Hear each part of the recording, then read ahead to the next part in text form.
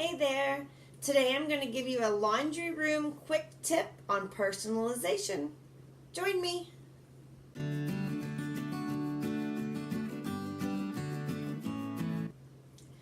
Add a small personal touch to your laundry room by adding something that you love.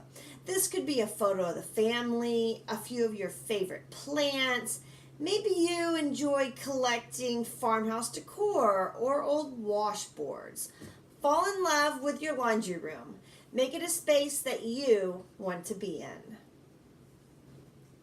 Please subscribe to my channel for daily organizational DIY videos. Share this video with all your friends and leave a comment down below. Let me know how you personalized your laundry room. All right, I'll see you in the next video.